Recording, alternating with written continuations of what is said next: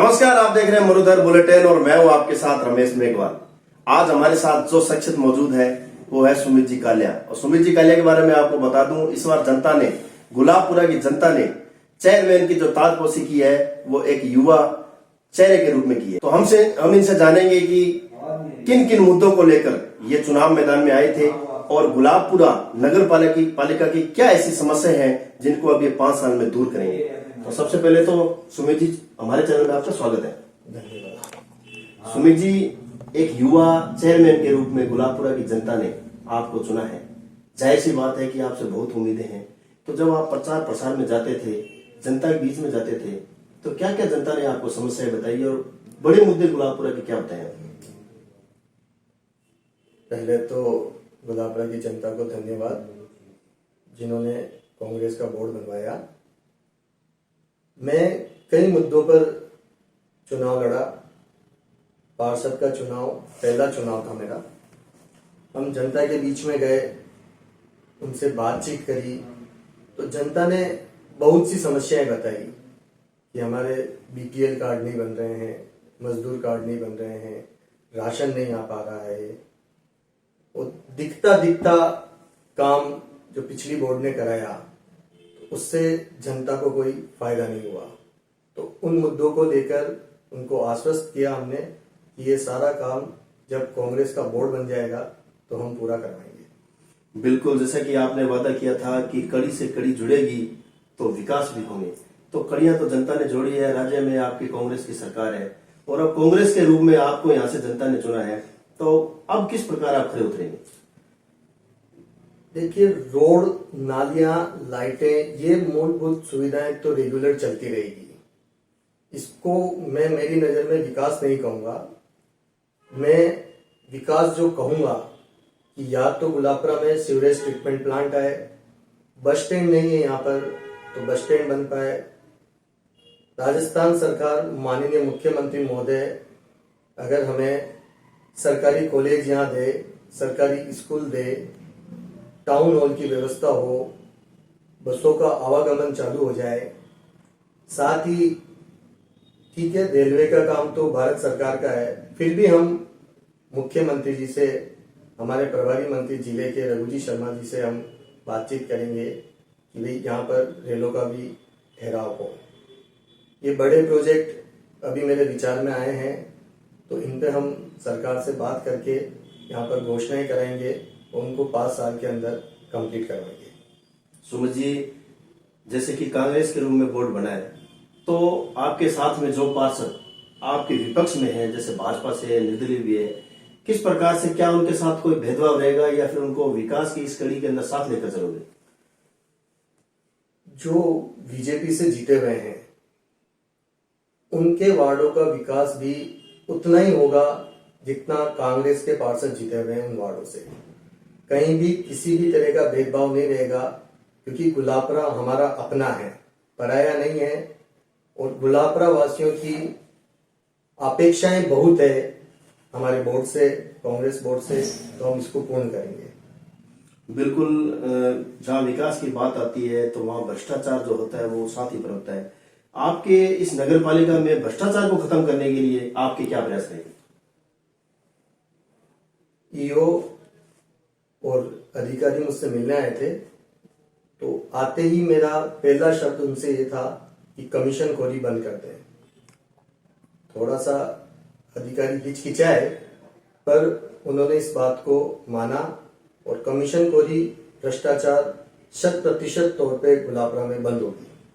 यही हमारा प्रयास रहेगा। बिल्कुल सर, भ्रष्टाचार को खत्म करने के लिए जो आपने मीटिंग अधिकारियों की दी है, अब अगर बात करें कि गुलाबपुरा के अंदर ऐसी कौन सी, जैसे मान लो शुरुआत कहां से आपकी रहेगी, जैसे पदभार ग्रहण करने के बाद में कौन से ऐसे काम से आपकी शुरुआत रहेगी? कार्य तो चालू हो गया है गुलाबपुरा के अंदर। अच्छा, देवनारायण मंदिर के अंदर राजेश जी पायलट की मूर्ति लगी हुई थी, तो वहां हमने प्रोग्राम रखा। तो वहां मंदिर प्रांगण में बैठने पर पता चला कि मंदिर का रंग रोशन नहीं हो रखा है, तो पहली शुरुआत ही भगवान देवनारायण मंदिर से कराई हमने। वहां रंग रोशन चालू कराया। उसके बाद अधिकारियों को आदेश दिया सघन सफाई अभियान का 7 दिन का, तो वो अभी निरंतर चल रहा है। नगर पालिका की एम्बुलेंस भी खराब थी, तो वो भी सही करवाई और आम आदमियों के लिए उपलब्ध होगी। उसका खर्चा नगर पालिका ही वहन करेगी। बिल्कुल सुमित जी, पहली बार चुनाव लड़ा एक पार्षद के रूप में और जनता ने पार्षद से आपको मुखिया बना दिया।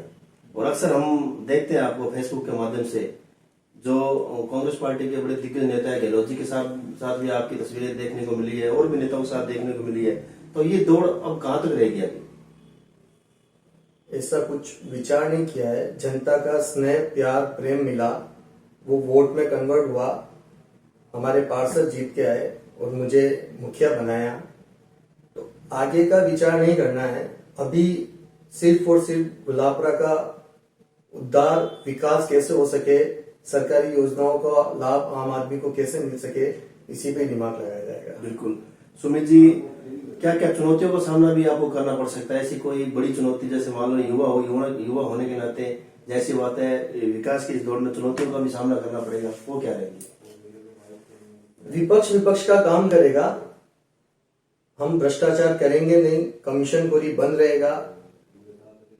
जो भी सरकार की योजना है उसके तहत, और हम हमारी योजनाएं यहाँ बनाएंगे बोर्ड मेंबर्स के साथ बात करके और उसको क्रियान्वित कराएंगे।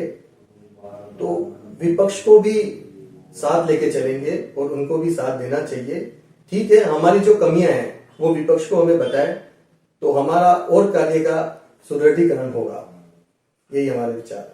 सुमित जी, जब से सरकार आपकी बनी है, कहीं की सरकार को होटलों में देखा गया और इन चुनावों में भी आपको होटलों में नजर आए आप, कैसा रहा वो अनुभव?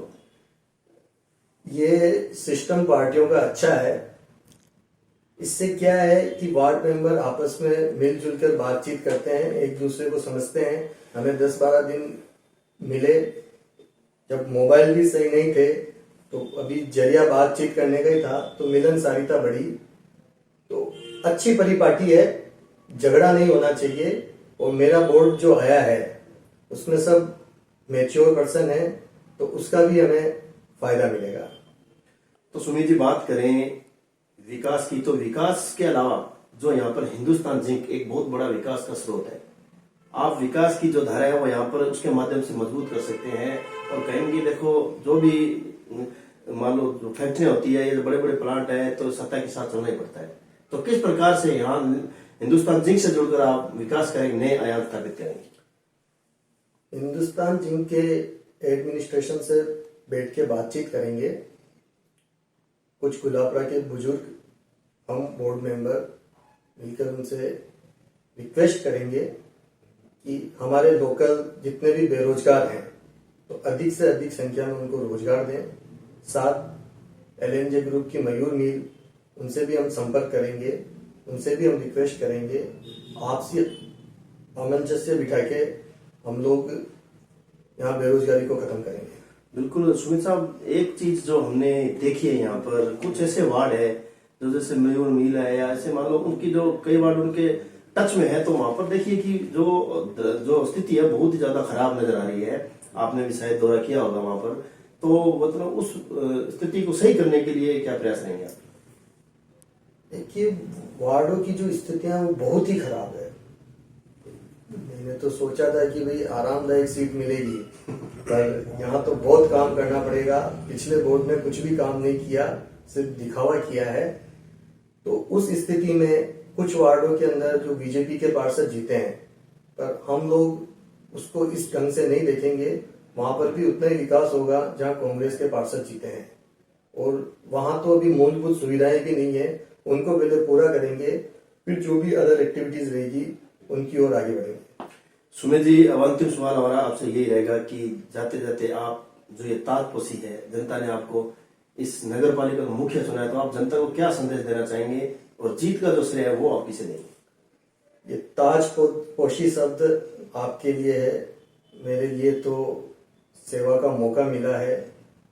तो पूर्ण रूप से जनता की सेवा की ओर ही आगे बढ़ूंगा